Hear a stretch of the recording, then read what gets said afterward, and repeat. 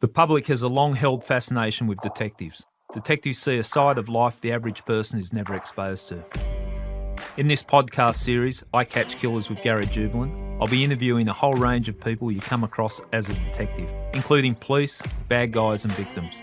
I spent 34 years as a cop. For 25 of those years I was catching killers. That's what I did for a living. I was a homicide detective. I'm no longer just interviewing bad guys. Instead, I'm taking the public into the world in which I operated.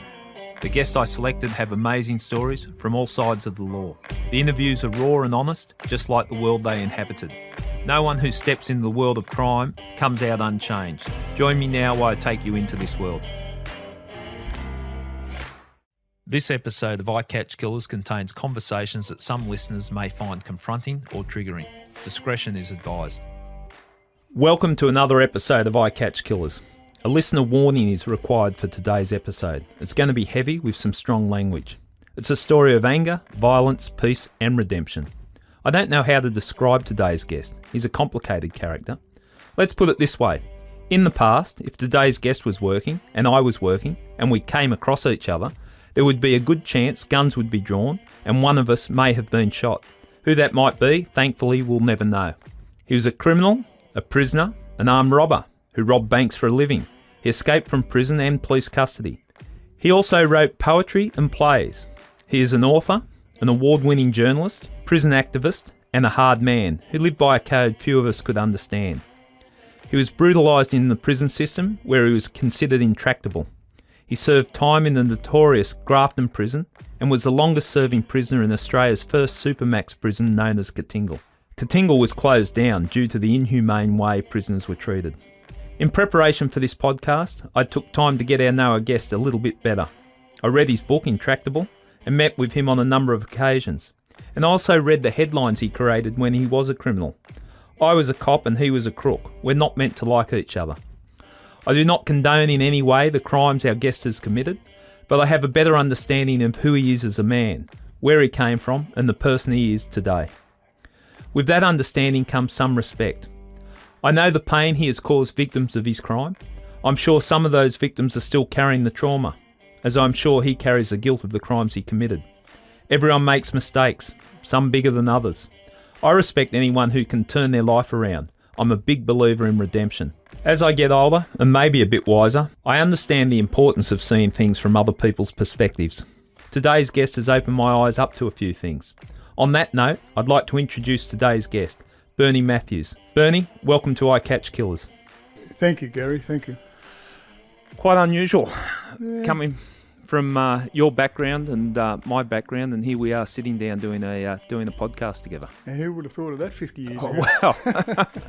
I just picked you up at the railway station. We're both wearing masks. That's another. Yeah, that's true. That's true. You'd never see that in the 70s or 80s. No. But life does take twists and turns, and your life has certainly had a journey. And I'd just like to start by saying, having read your book, and because of the world I've operated in and lived in, I thought I had my eyes open up to a lot of things. But the brutality that you experienced in the prison systems, I don't know. I don't know what to say. I'm almost shocked by it. But it was heavy reading. But I think the fact that you've turned out the way you have now, insightful and reflective on the things, I'm amazed you got through the process. Yeah, well, you have to understand too, Gary. It's not just me. You know, for 33 years, if you're talking about Grafton, for 33 years that place existed, and for 33 years, a lot of men went through that place. Yeah. So you know, I'm not just an isolated situation. You know, it's the brutality, and that was inflicted on every one of us, and some more than others. But you know, it was there. That was part and parcel of the system. Yeah, and you can't pass through that system without having an impact on you one way or the other. Well, I guess, look, when you're talking about the impact, what I noticed when I was up there, I first went up there in December 1971, and without going into all the brutality and the blow-by-blow description and the blood flow and all the rest of it, suffice to say, it occurred. Yeah. You know, it's a matter of public record. I don't have to recap on that. But what I found is I watched what went on around me, and what I found was something that it scared me. What I saw is men who were, I would say non-violent offenders prior to Grafton. And I saw them come to Grafton, go through that brutality, go through the floggings, go through the system that was in force up there. Then I saw them return back to the normal discipline in jail. Then I saw them go back on the street. And then when they got back on the street, they were like little pressure cookers, and the lid lifted off. And I'm talking about people like John Andrew Stewart and Jimmy Finch, Whiskey Go-Go firebombing, 1973, 15 dead. Billy Mundy, multiple rapist, serving life plus 58 years. Well, he's dead now, Mundy. Archie McCafferty, he tried to emulate Charlie Manson and went on a thrill-killing spree in Sydney in 1973. And the list goes on and on and on. And I looked around, I thought to myself, geez, I hope I don't end up like that. And these are the people, your contemporaries that were passing through the system, and, that's right. And you made the observation that's how they turned out when they were released. That's exactly right. And I put it down to the pressure cooker syndrome. You kept everything bottled up, and you didn't take it back out in the screws when you got back to another jail. You took it out on society as a whole when they got out. And mate, those statistics, they're one type of statistic that the New South Wales Department of Corrective Services will never reveal to the public or the media. And that statistic is how many men went through the Grafton Intractable section from 1943 to 1976 and returned to prison for multiple crimes of violence, murder plus. Yeah, it's pretty telling, isn't it? Yeah, it is. It is when you've been there and you've seen it, and you become a little bit wary, a little bit scared that what's happening to you, you could end up the same way. That's interesting and fairly insightful from a prisoner point of view to look, do I want to turn out this way? Yeah. Because were you shocked by the crimes, the horrendous crimes that were committed by people that you would have got to know very well, I'd take it, when you were in prison? Was I shocked?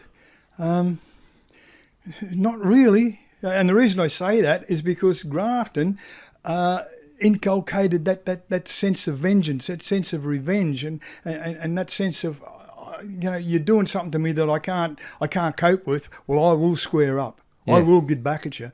And I guess that's what happened. These guys got out, and I've only named a couple. I can list you like Schneiders. He's a typical example. Peter Schneiders. Peter Schneiders was a non-violent offender prior to Grafton. Now, he was sent to Grafton for assaulting the prison guard at Cooma. He went up there in 1975. Now, Schneiders, as I said, he'd only been in jail for fraud offences, bouncing checks and stuff like that. Now, the Grafton experience for Schneiders, he ended up in Katingal with us in 75, 76. And then I think it was 1977, he was over at the OBS at Long Bay. And for no apparent reason whatsoever, he killed a screw. That was his outlet. That was his vengeance. He got life for it, and he served over 20 years. But to go through that experience and try and understand what motivated these men, it all came down to vengeance and revenge. And you had us in a vice-like grip where we couldn't do anything, where you could strip us naked and 5 or 6 screws could run in and flog us, and just flog us unconscious and flog us to our blood flowed. And all you had was your mind, and your mind kept on it and kept on it, and it just built up some horrific dreams. I can imagine, and having read your book and hearing other people who have told similar stories, like if I speak to any older crooks, it was always a talk of Grafton. That was the place that they feared the most or traumatised the most. I want to go into the details of Grafton, but before I do, I want to just get people to understand, get a sense of where you're coming from, and put in perspective what's happened to you and how you went through the system. So as a young fella growing up, how would you describe yourself?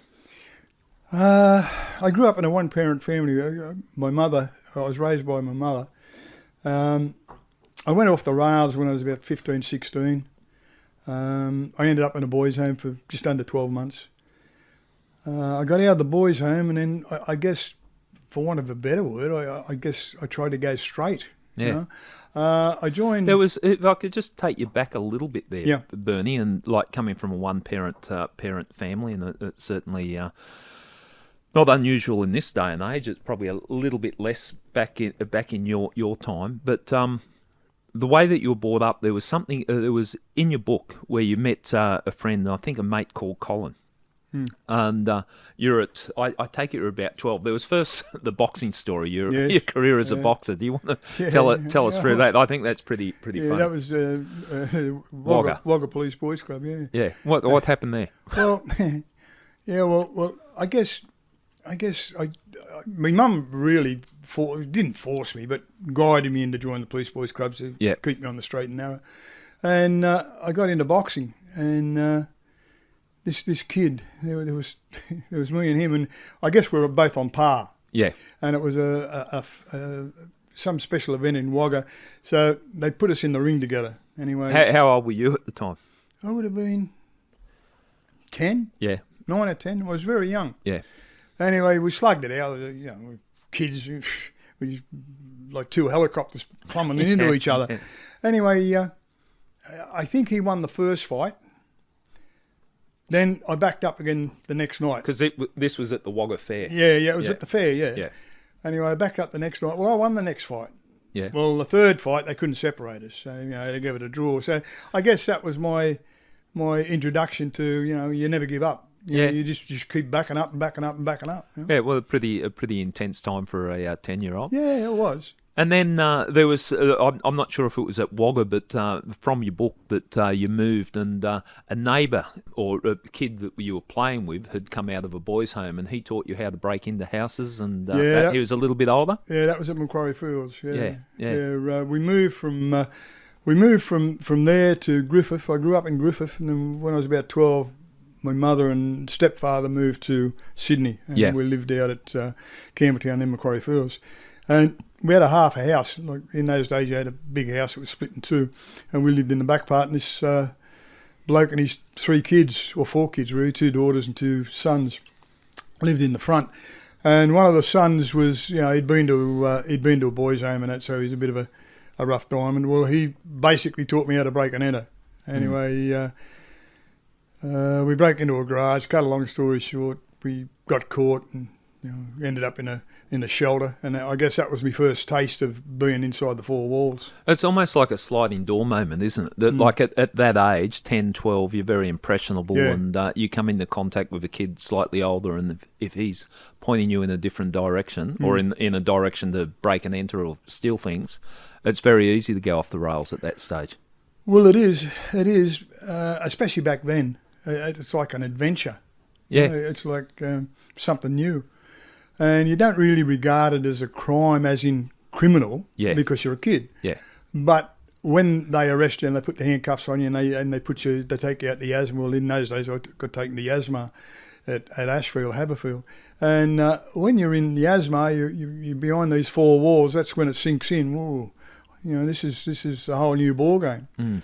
As it turned out on that one, I got a bond, so that sort of slowed things down a bit. And did that wake you up? Did that wake you up to you got your life heading in the wrong direction, or it was just okay? Well, this is part of the learning process.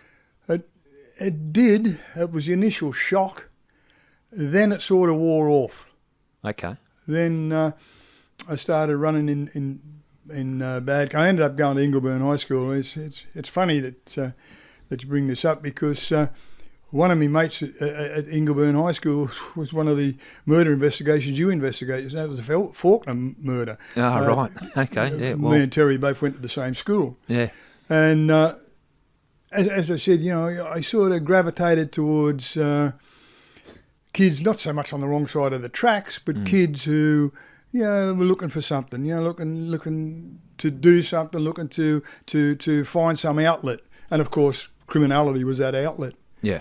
And the next time I was 15, he was 16, and we were both working at an auction affair. And he came in one day. He said, "Hey, listen," he said, "the boss has just brought the payroll in." And of course, great minds think alike. He said, "Why don't we come back and get the payroll?" Yep. Yeah, okay, sounds like a good idea. Anyway, we came back that night. We broke into the place, and we couldn't find a payroll. Obviously, you'd take the payroll home. Tomo said, "Listen, I'm not going to stick around. I'm running away from this boys' home he was in." Well, I thought to myself, well, I'll come back to work the next morning. Then he hit up with, now you have to remember we're kids, 15, 16, He said, listen, he said, we're in a bit of strife here. I said, why? He said, all our fingerprints are all over the place. Now, if we think logically, we know that our fingerprints should be there because we weren't there. But, of course, being kids, we go, well, how do we get rid of that? How do we get rid of these fingerprints? How do we go through the whole shop and wipe our fingerprints clean? Well, of course, it was an impossibility. So came up with this bright idea, well, listen, how about we burn the place down? And that'll get rid of the fingerprints. Great idea. Oh, yeah, for a 15-year-old kid, it was a really smart idea. Well, of course, that's what happened. Yeah. Set fire to the place and it burnt. And I went home and I took home a cash box with me from the shop, and Tomo took home something from the shop as well. The next day, I arrived at work, and Tomo's there too. Tomo hasn't shot through. Right. So we're going, oh, okay, we'll just have to brazen it out. Well, of course, the owner is ropeable. He was ropeable. And the owner has, that has another story too. That's like an offshoot to the story, yeah. Anyway, they pinched me and Tomo. They go out, search our place. They find the stuff. We're pinched. Yeah. They said, well, which one of you lit the fire? Don't know nothing about the fire. You know, we fess up to the break-in, but don't know nothing about the fire. Because we're thinking 20 years, 30 years, 40 years. Like, we don't know. We're 15-year-old kids, and we're thinking, whoa, you know, we're going to get hung out to dry here. Anyway, we get arrested. I end up in Yasmar, and Tomo ends up in Albion Street because he was 16. I hadn't turned 16. Anyway, the owner of the place, he came to court, to the juvenile court, and as I said, he was ropeable. He said, plead guilty, you blokes. And he was really, really, really, really angry. He said, if you don't, he said, I'll have you killed. I'll do this, I'll do that. And of course, being kid, yeah, of course you will. Yeah. Anyway, we didn't plead guilty. And on the Friday, Tomo had to come back. It was my 16th birthday on the Sunday, I think it was. And I made plans with him to escape. I said, when you come over for court, because we had to go to court at Yasmar, we'll assault the guard and we'll shoot through. And that's what we did. Yeah. We escaped. That was my first escape.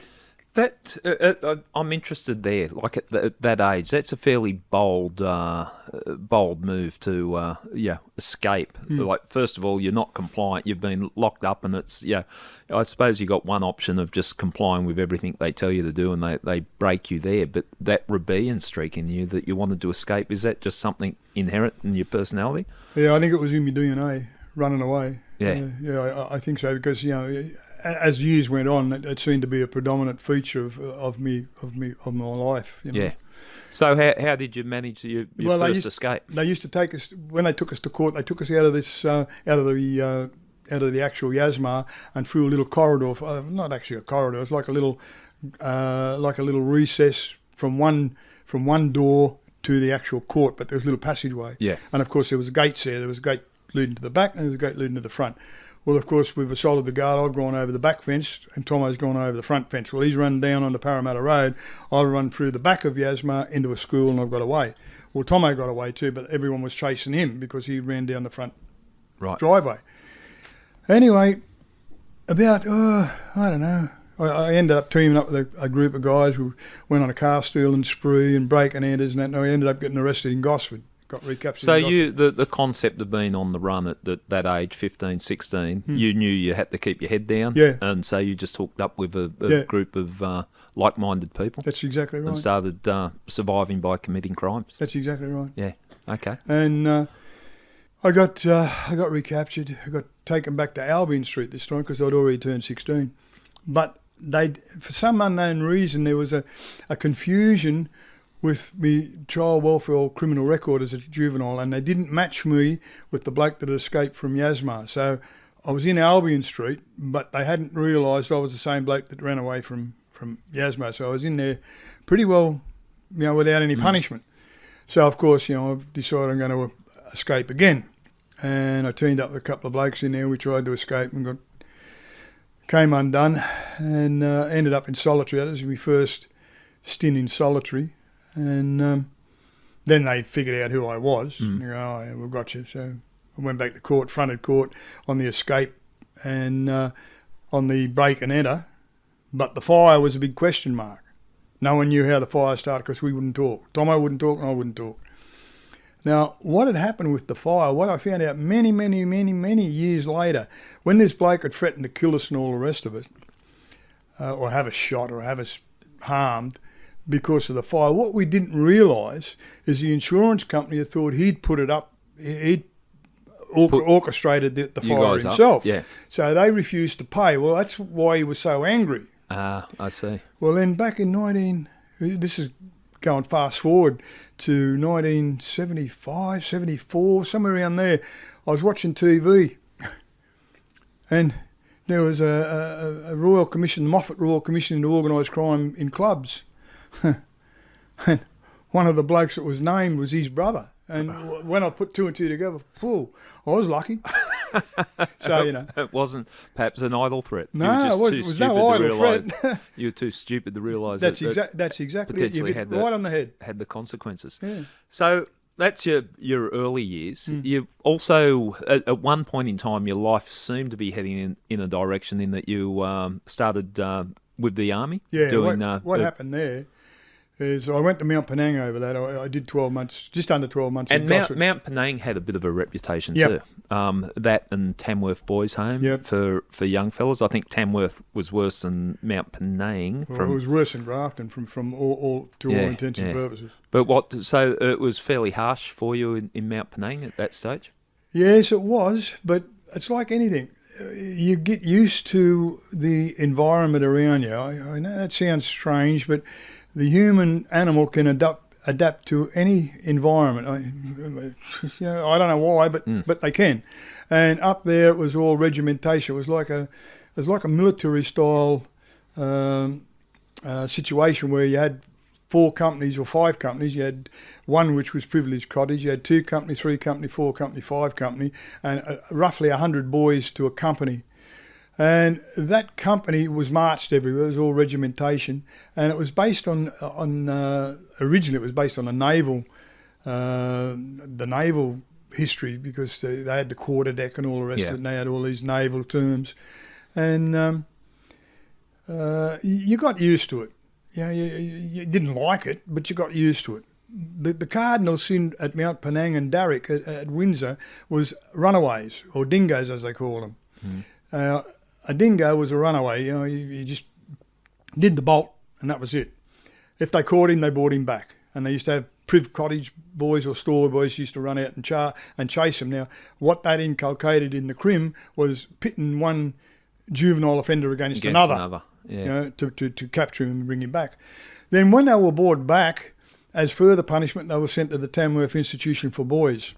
Now, the Tamworth Institution for Boys, from every account that I've heard, and I've spoken to a lot of people that were both in Tamworth and at Grafton, mate, it was 100% worse than Grafton, because they were there for 6 months, 7 months, or whatever the case may be, but they weren't allowed to talk. They were flogged.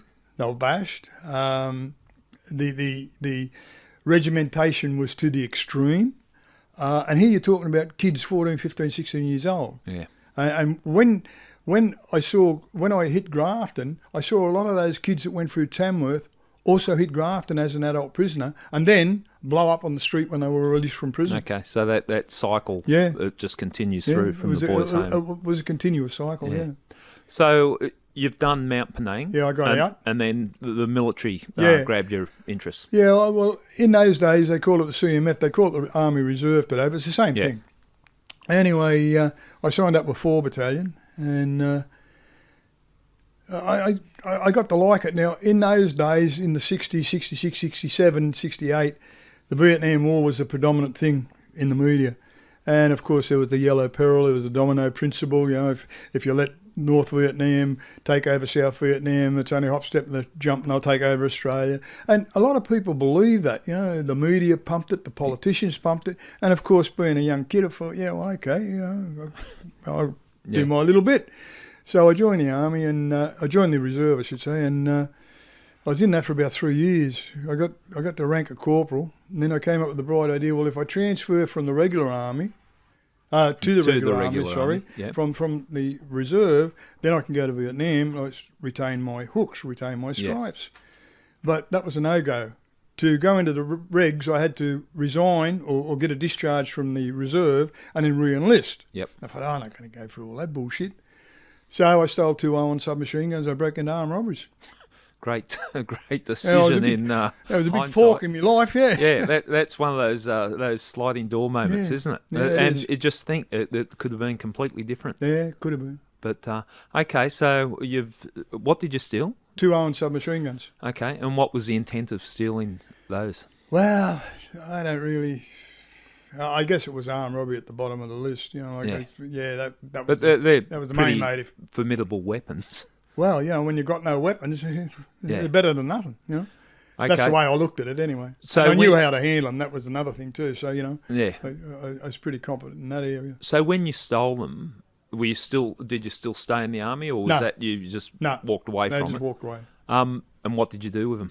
Started armed robbery. Talk us through the armed robbery. So what's going through your mind at the time, and what was the Well, thought process? I had a mate here that I'd met him on Penang, and he had the same mindset as I did, and I guess I was the main motivator. He was the driver, and I had the skills I learnt in the army. I learned how to project my voice. I knew how to handle a weapon. I didn't go in there to fire the weapon. I used my voice as a projection of the weapon itself. So that sort of was held me in good stead as far as armed robbery was concerned. And we held up a payroll. We did a payroll robbery in Parramatta, an ice cream depot, and that was sort of a bit of a blow up. And then there was a cab rank, a garage where all the cabs used to pull into in the western suburbs, and they used to leave their money there. Anyway, I've hit that, and that went off without any hitches.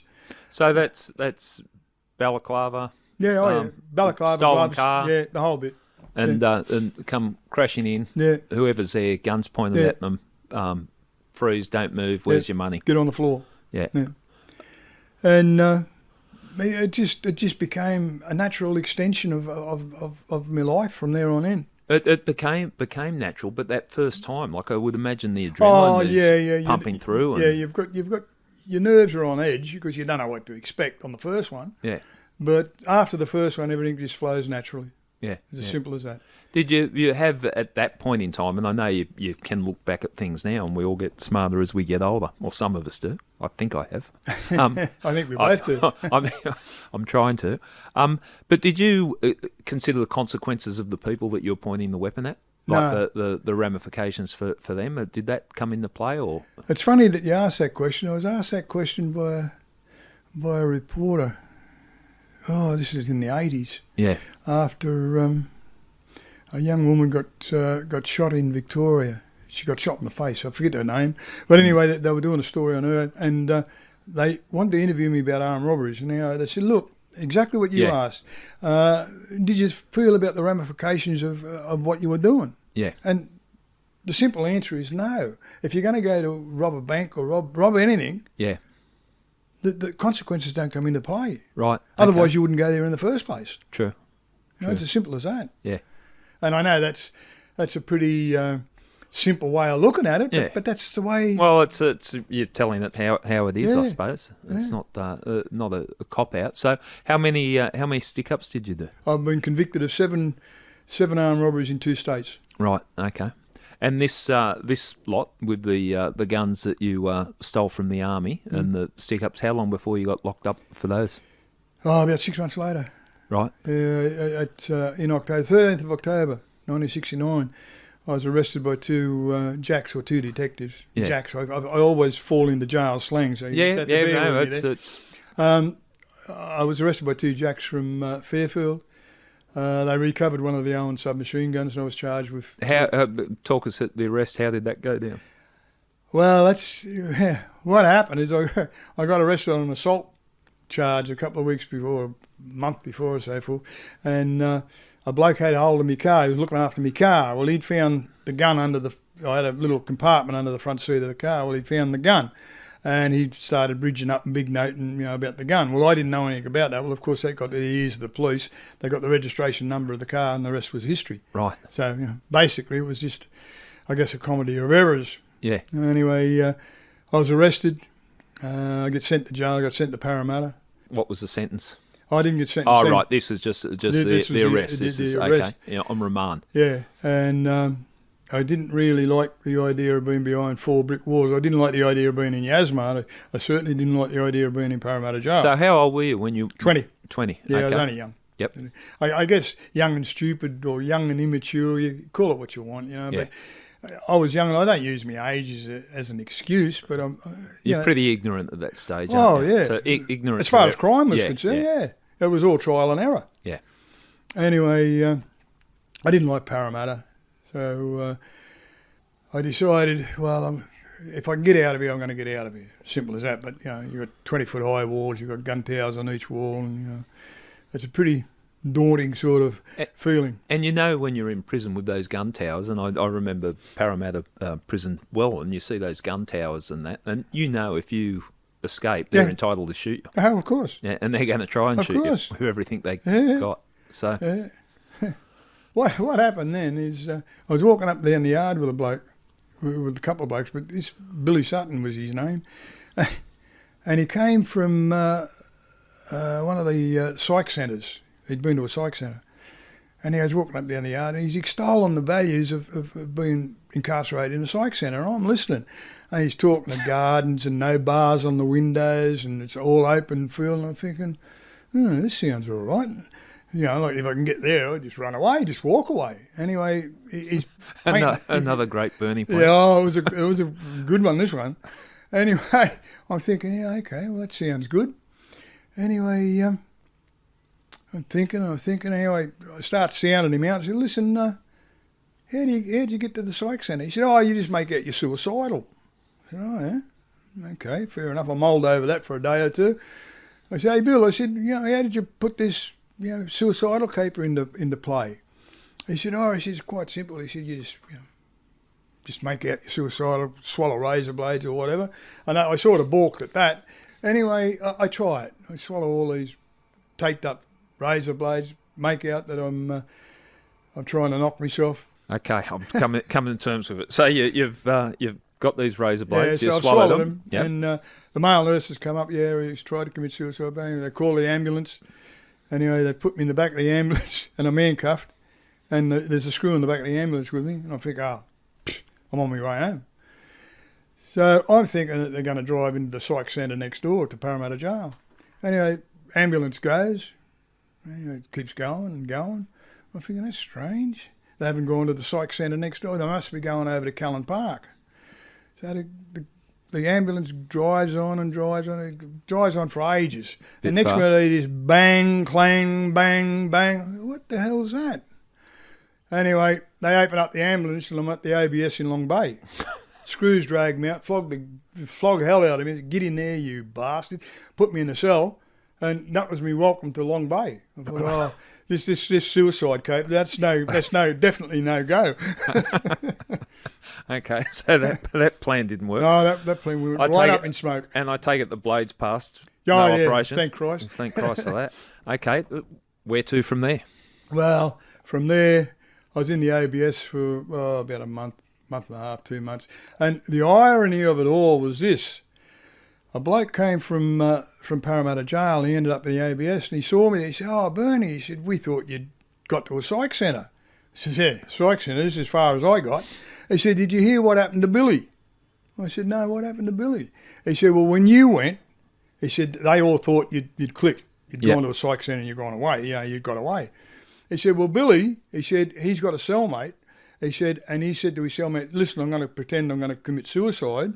I want you to knock up, and get the screw up here. And he put a noose around the bar. Right. And he put the noose around his neck. And he was standing on the cupboard. The cupboard gave way and he actually hung himself. Oh, shit. And the bloke in the cell was trying to hold him up from dying, saying, don't die, Billy, don't die, don't die. And out of the three of us, the only one that really went around the twist was his cellmate. Right. I ran into him about 20 years later. He was still a little bit gaga. So, from that experience. It's just a strange twist to the whole tale. It is a twist. Yeah. It is a twist. So after Long Bay, they sent you back to Parramatta? No. Okay. No, I went up to the Metropolitan Remand Centre, tried to escape from there, came undone. How'd you try to escape? Digging out the door, digging through the brick to put my hand out to unlock the lock and go in the middle of the night. And how'd you come unstuck there? It was just another fluke. What had happened there is someone knocked up, and in those days you'd knock on the cell door if you were sick or if you needed urgent attention or something. Well, the screws had gone up to this bloke. He'd knocked up for, I don't know, he needed medical attention for some reason. Anyway, they went up to him, and as they were walking back, it was like a black walkway, and the screw noticed white dust on the black walkway. Yeah. And he's looked at the cell number, and he's flew open the door while I'm sitting there digging through the hole. I'm gone. The dust had fell onto the walkway outside. So and what were you digging with? Oh, just a chisel, and just handmade, handmade implements. Yeah. Anyway, I got taken before the visitor magistrate, and in those days the visitor magistrate was a bloke called Murray Farquhar. Yeah. And Farquhar and his mate gave me 28 days solitary confinement. Now, in those days, solitary confinement was underneath one wing in Long Bay. Mm. And once you went in there, it was pitch black. You couldn't see your hand in front of your face. And you had a choir mat, like an office mat with those bristles. And you had two of them. You put one on the other, one on top of the other, and that was your bed for the night. And you had a shit tub, and that was it. And you got a loaf of bread and a pannikin of milk and half a loaf of bread and water of a night, and you got like a hot meal of a lunch. That was it. And you got exercise for an hour about every 7 days, I think it was. Anyway, in the pound, it completely disorientated you. It was pitch black. So when you say pitch black, like literally can't see your hand That's in front of you. That's exactly right. And for how many hours a day or continuously? 28 days. Right, and no light in there. No light. No, it's totally black. Anyway, it sort of disorientated me. And the shit bucket that's your toilet, but it's literally a tin bucket. That's it. Yep. And you've got your bed and blankets. Actually, you had to put the bedroll and the blankets out of them all. Like they didn't want you sleeping on the bed during the day, so you had to sleep on the concrete floor if you wanted to lay down of a day. Talk me through the psychology of being locked in darkness like that. Well, how did you deal with it? I was looking around the cell. I couldn't find anything. There was nothing there. You couldn't read anything. You couldn't see anything. Anyway, I found a button, little white button, a little pearly white button, and it must have been from the bloke's clothes before. Yeah. Anyway, I flicked the button into the dark and I started searching for it. And then I found it. Then I flicked it. Then I found it. And that went on for days. Sometimes it take me hours to find a button. Sometimes it take me days to find it. But that's what kept me sane. Chasing this button around the cell. Yeah. That's insane. And I'm not saying that that's insane. I know what you but mean. But it's but that's what that gave you purpose or focus. Yeah. I've got to find that button. Where's that button? It's here somewhere. I know it's here because I flicked it into the dark. And that's how you were processing your time. That's exactly right. Incredible. And then when they let me out of the pound on the 28th day, I came out and the sun hit my eyes. Tears just streamed out. I felt like someone had stabbed me in the eyes because I wasn't used to the sunlight. Yeah. And I guess that strengthened me resolve to I'm going to get out of this place. I'm going to get out. I don't care how I'm going to do it, but I'm going to get out. Right, it was basically, fuck this, I'm not staying That's here. right. Yeah. That's exactly right. Okay. I've had it. You've done this. And at that time, I thought that was the worst they could do. And I had to learn a lot more later, but at that time, that was it. I'm out. Okay. I want out. So how'd you put your plans in place from there then? Well, I ended up going to court, and I'd done a runner from the court. They took me to the appeals court for sentencing before Judge Monaghan. And they let me out of the van. I managed to get my hand out of the handcuff, and I used it around the other hand as a knuckle duster. And when the copper opened the door, I just hit him and bolted. Yep. Well, I didn't know. I'm running me heart out. And I looked over, and this copper still with me. And he was he wasn't a young copper. And I'm thinking to myself, Jesus Christ, And I kept on going. Now I run about 7 or 8 blocks. And I run around the corner, and a bloke was running out of the office block to catch a cab, but we've collided. Well, the copper's got around the corner as I'm trying to get up off the ground because Yeah. I'm in a tangle of legs and arms with this other bloke. And he's latched onto me and he's got me. What I find out later is this copper was some sort of marathon runner. How do you end up with a bloke like that? Sorry, I'm not laughing. Yeah, at you. I know. Oh well, It is funny. Yeah, It is funny. It is funny. Shit happens. Yeah, mate, that's it. Because I would imagine, like, you've done the jail escape, Yeah. you are giving it everything you got. Yeah. You're running for your life. I'm running Yeah. hell bent for leather. Yeah. Anyway, of all people that chasing me is this old copper who's a marathon runner. Yeah, Okay, so fair enough. that's getting you in the corrective services world, Yeah. like escaping. Yeah. You've belted a cop. Yeah. It's Yeah, starting to get serious now. Yeah. So what was- they're starting to look at me in a different light. What was the retribution? Well, I ended up. What was the punishment? They took me back to the appeals court. Judge Monahan gave me 10 years.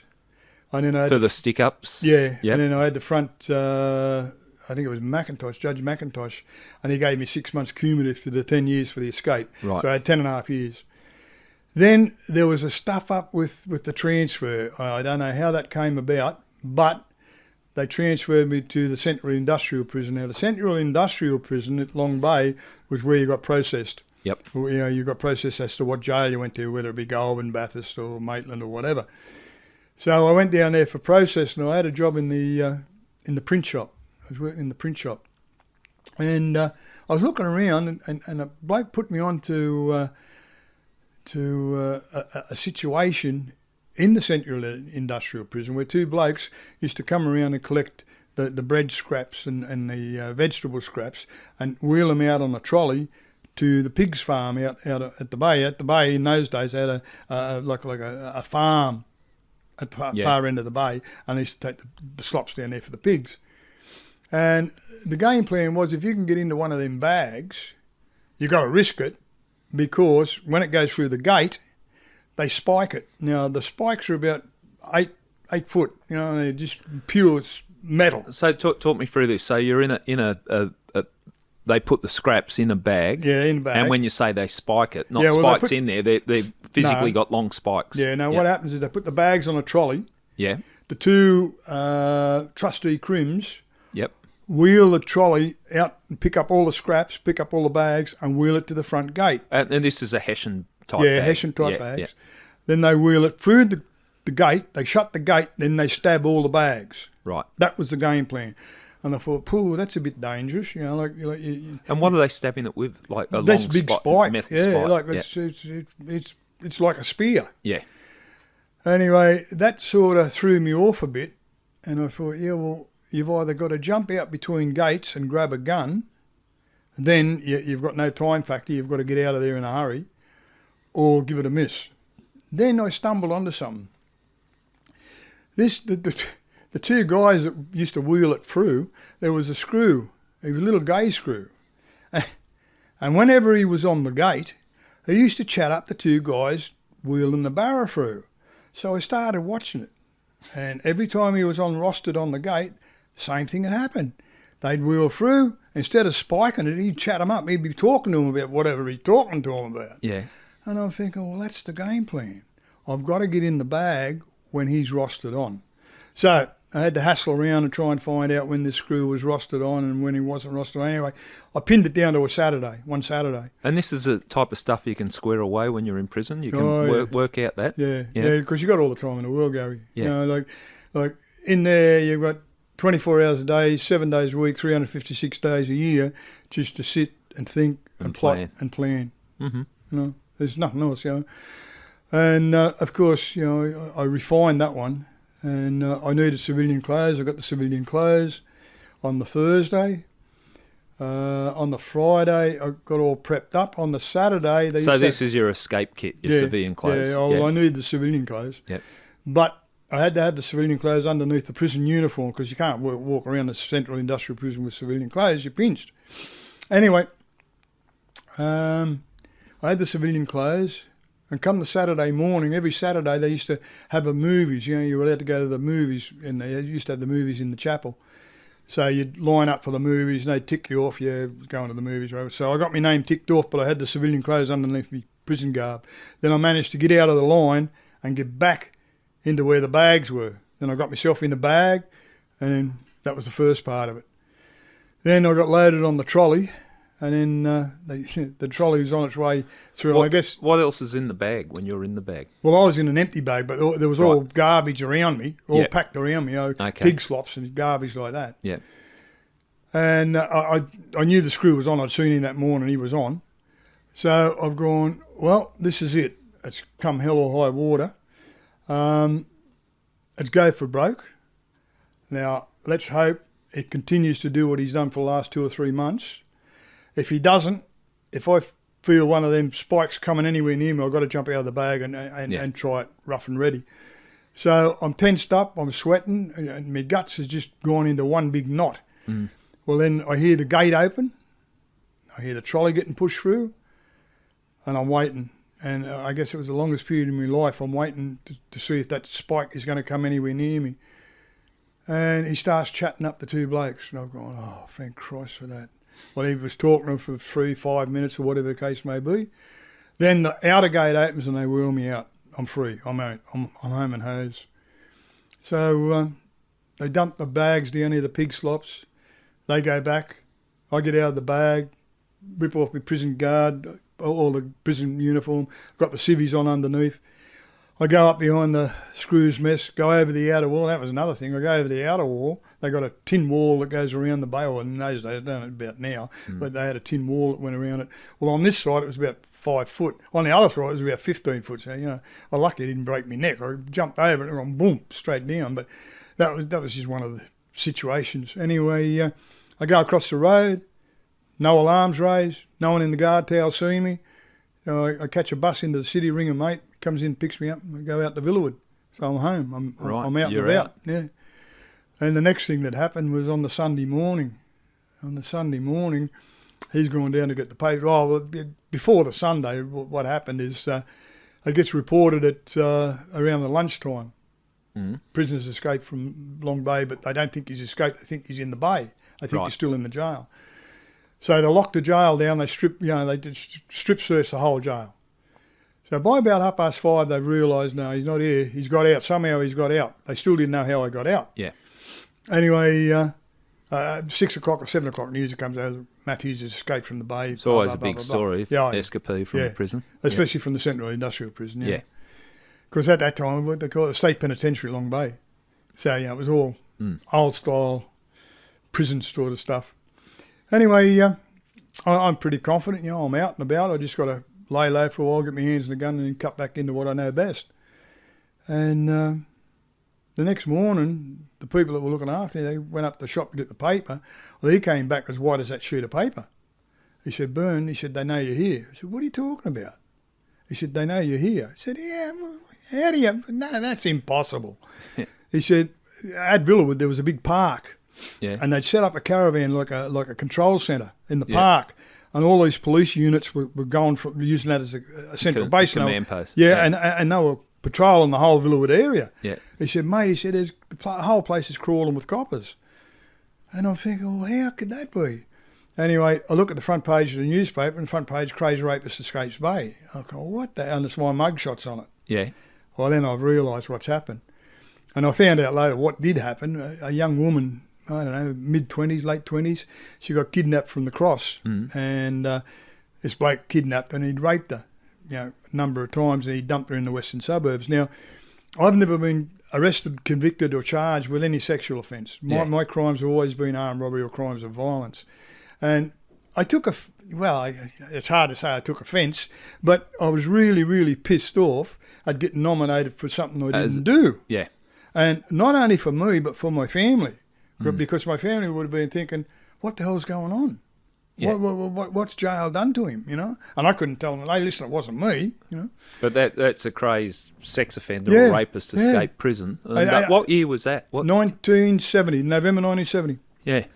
And the state premier was a guy called Robin Askin. Now, Askin got on the media and said, look, this man's got to be caught at all costs, lock up your daughters. And like when the premier gets on news and radio and TV and newspapers start sprouting stuff like that, then the police commissioner was Norman Allen. Now, Allen gets up there and said, oh, look, he's dangerous, he's this, he's that.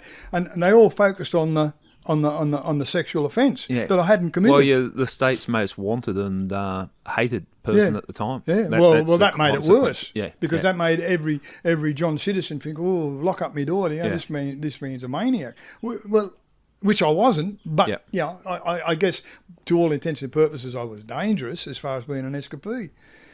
Anyway, there was nothing much I could do about it. That really pissed me off. But there's not much I can do. I don't want to take away from the story because I want you to continue on this, but I just want to clarify too that allegation about the sexual assault, later on that's something you were suing the department about and the media about. Yeah. So there's a story there, Oh, and it wasn't you that was the sex offender. No. Okay. What happened is, and this is really strange, what happened was about a week later, they got the bloke. Yeah. And what had happened is he must have said to her, I've just got out of jail, hence, it's got to be Matthews, he's just got out of jail. Well, he'd just got out of jail, he just got out of Pentridge, and he'd come to New South Wales. Right, okay. Well, he ended up getting arrested, he got sent, I think he got about 7 years for it. Okay. For the rape. Well, I just wanted to clarify that because people will be thinking, well, are you this crazed rapist? But that was... No. Okay, so... No, I wasn't. You're the state's most wanted and feared person at the time? Yeah, well, that's what they said, yeah. Yeah, so what happened then?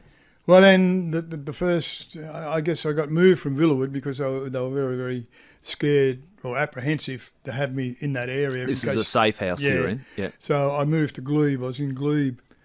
And the funniest thing in Glebe was it must have been late November. I can't remember whether I'd already committed the armed robbery or not. I did one armed robbery and that sort of set me up for the rest. Yep. But I was living in Glebe and I'd walked out of where I was snookered and I walked on the Glebe Point Road and there's coppers everywhere. And I'm going, oh, what's going on here? And I literally mean there was coppers everywhere. And I've got a gun in a bag and I'm thinking, oh, don't tell me. And I just didn't know what to think. Yeah. Anyway, I walked past one, didn't give me a second look. I thought, oh, that's strange. I walked past another one, nothing. So I walked up to the third one or the fourth one. I said, hey, listen, mate, what's going on? He said, oh, mate, he said, the Pope's coming down Parramatta Road. I said, the Pope? He said, yeah, the Pope's visit. I've gone, oh, okay, thanks. Yeah. Well, you're not the Pope. No, I you wasn't the Pope, there. so I was safe there. Anyway, that's why there were so many coppers in the area. But okay. Of course, you get paranoid, like when you see all these coppers, you think, holy Jesus, what's going on? And it's really something simple. I would expect, like being on the run, or even not you're on the run after breaking out of prison, but being on the run from committing offences, that paranoia must kick in. You'd be well, I did then. Then I didn't become lax, but I became sort of. Well, there's not much they can do to me. Yeah. All they can do to me is shoot me and kill me. Yeah. Or put me back in jail. No, I don't want to go back to jail. You'd be hyper vigilant. Oh yeah. Oh yeah.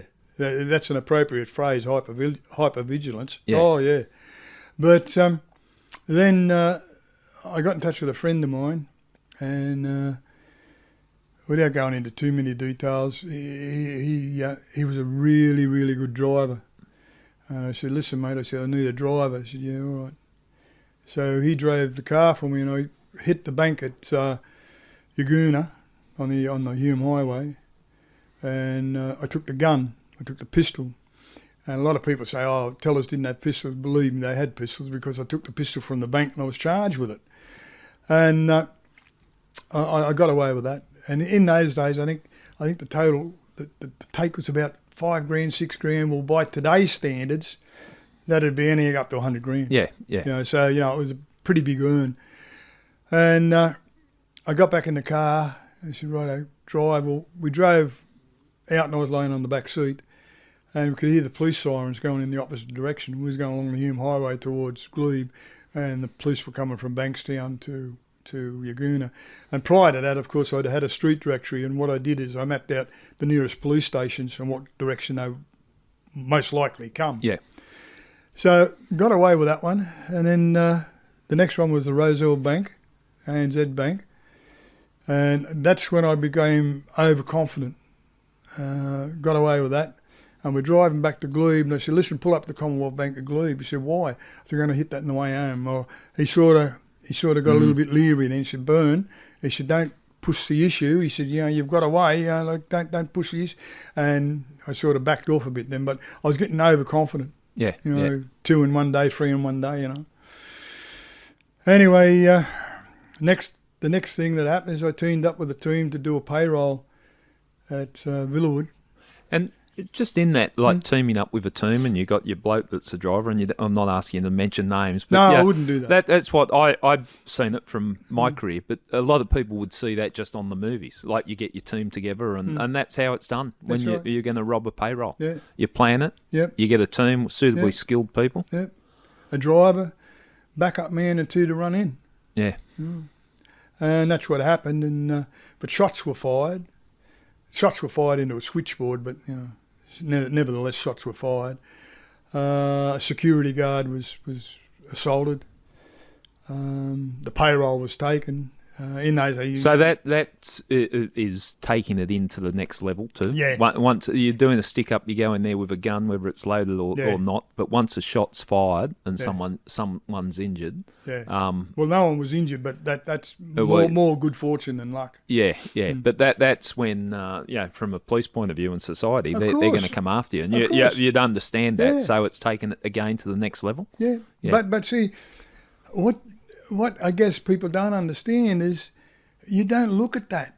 You don't like people post-traumatic stress disorder. That was just something that never came into the vocabulary, until many years later, say 40 years later, you think, Jesus, so look what I've done to people, And just trying to understand that, and I think it's a valid point, but in your mind, you're not looking at your inflicting trauma on people. You're terrorising them. You'd acknowledge that having a gun pointed at you is terrifying when someone with a balaclava, but you wouldn't understand the ramifications at that stage that they might carry that trauma for the rest of their lives. Yeah. It's funny.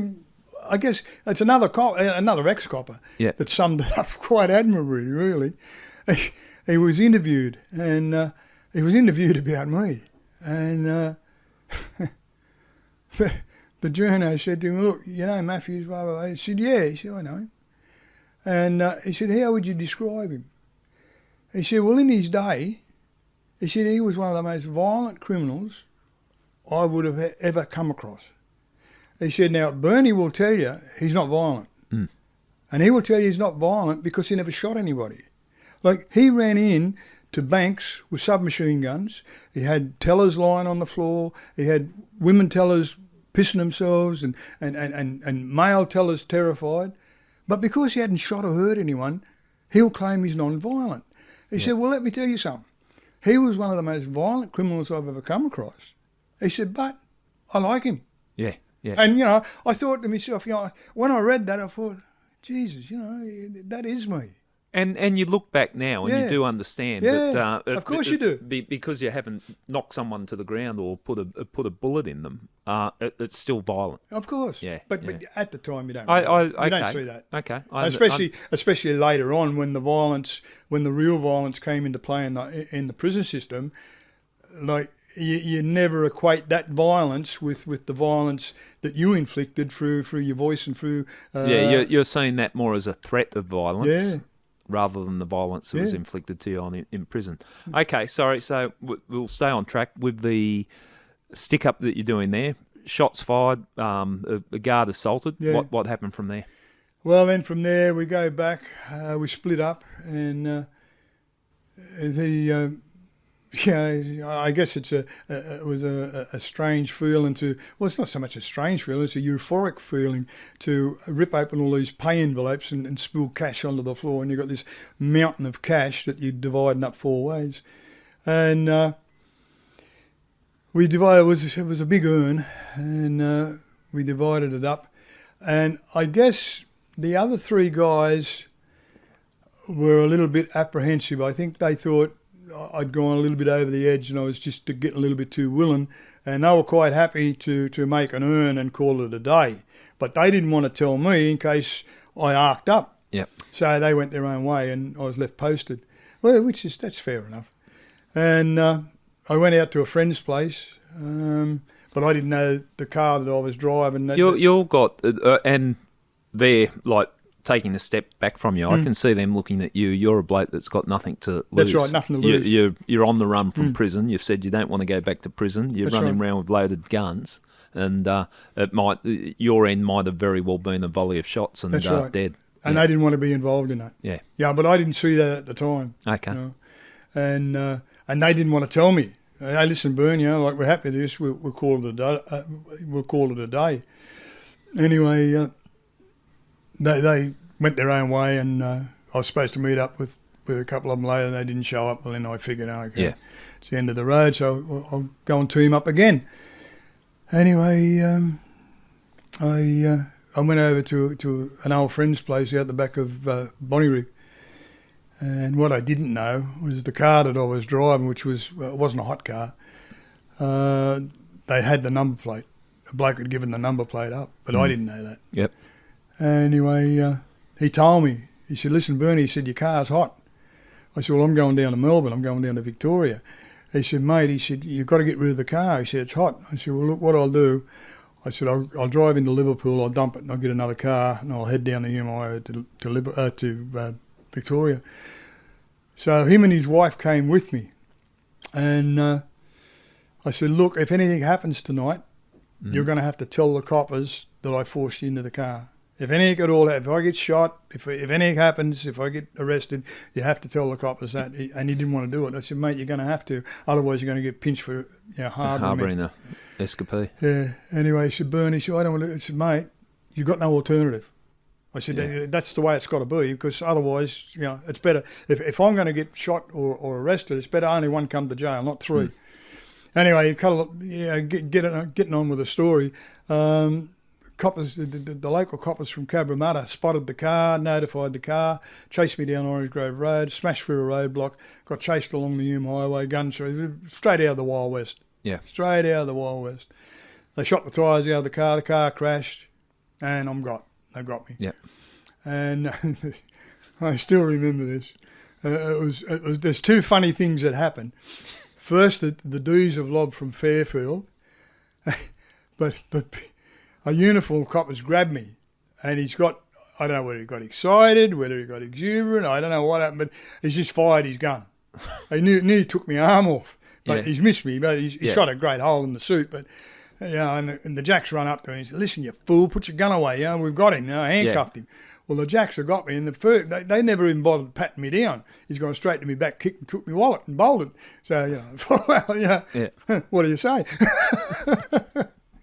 But, anyway, to get me back to Fairfield, there's a case of beer on the dude's table. I said, here, have a beer. We're not even going to question you.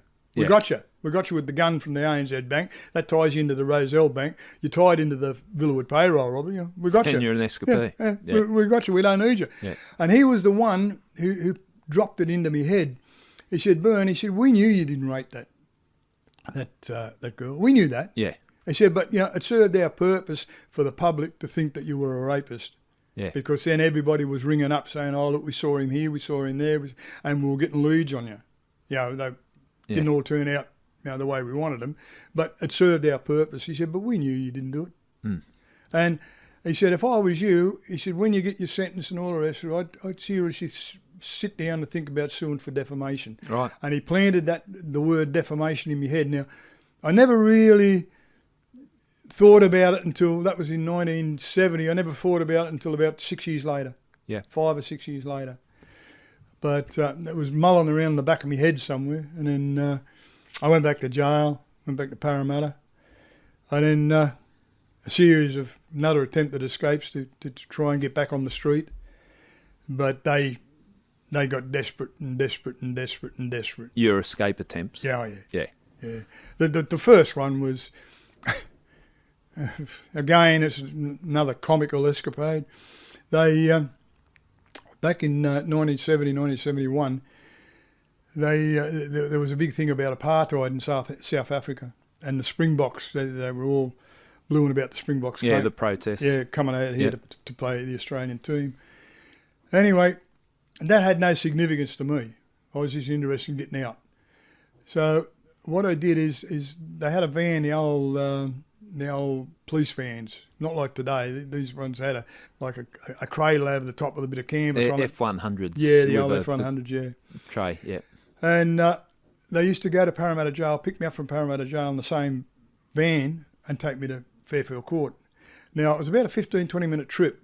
So I calculated it took about 10 minutes to get through one of them bars. So it was going to take a while to get through the bars. And I had to, to get a grip on the hacksaw blade, it was hard. Yeah. Then I devised this method of cutting a slot in a biro and using the biro as hacksaw handle, which worked perfectly. How did you get access to hacksaw blade? It didn't come in the cake. No. But yeah, in jail, you can get hold of anything if you really, really put your mind to it, And people knew I was an escapee. People knew what I wanted, and if I sent a word, I said, "Listen, I need a blade." Came your way. 9 times out of 10, I could got one. Anyway, I put the biro into play, cut through it. It was about 6 or 7 trips. Might have been a few more, but I finally got it. I finally had a hole ready to pull down that I could climb out, slice the canvas with a... So this is using your hacksaw blade, cutting through the bars. Cutting through the bars. Yep. And I had it all ready to go. I only had a half a bar on this corner, a half a bar, which would have taken 5 minutes. Well, it wouldn't have taken that long. It would have taken about 2 minutes. Anyway, got the bars all ready, and I had to go to court on the Monday. So I'm going back, and all that weekend I was all tensed up. Monday's the day. Anyway, I go get called out on the Monday, and I get taken over the depths over to get one of the heaviest searches I've ever had. And I've gone, something's wrong. Yeah. So they've gone through all my court papers, they've gone through all my clothes, and the local coppers from Fairfield, there's about 3 of them, they're all standing around, there's a couple of Ds there, and they're all chuckling to themselves, but they're not saying anything. And I'm looking at them, I'm studying the body language. I thought, something's happened here. Yeah. Either someone's given it up, or they fell on it, or something's happened. Anyway, I go out, they put me in a van, they put me in a different van, it's a whole new van, so I realise, it's gone up in smoke, something's wrong. Anyway, I get to Fairfield and they couldn't contain themselves. The D's just couldn't contain themselves. They said, I thought you was going home, Matthews. Well, I didn't say nothing, I just looked at him. He said, hey. And they told me the story, and I spewed. What had happened is on the weekend, they had the Springbok tour, they had the rugby union game. Well, everyone was demonstrating against the Springboks. So the coppers had bought all these vans from Manly, from Liverpool, from all over the place, all around the oval, expecting the demonstrators so they could put them straight into the vans. Well, one demonstrator, coppers have chased him, he's jumped up on top of the roof of a van, and they're all in a line, and he's running along the line, the van's jumping from one van to the next, and then all of a sudden he falls through one. Well, of course, the coppers say, where's this van from? Fairfield. Well, who's the runner from Fairfield? Look it up, Matthews. Got him. So another escape plan for the best laid plans. And shit like that happens all the time. Yeah, I suppose that's the way it rolls. The way it is. You just keep going. At this time, I think we might have a short break. Okay. But what I want to continue on with the escapades of Bernie and his attempts to get out. Yeah. But then we're going to talk on something. We're going to go into a heavy area with your time in Grafton, because this was all the lead up to your time in Grafton. So we'll talk about that. But I'm appreciating your frankness and your openness about a life that most people don't get to see. Yeah. So. Yeah, I hit a few speed humps in my life. Yeah, I think that's a good way of describing it. I hope you're enjoying part 1 of my discussion with Bernie Matthews. It's not often you get to sit down and have such a candid chat with someone who's lived a life like Bernie. Make sure you catch us for part 2 of I Catch Killers with guest Bernie Matthews.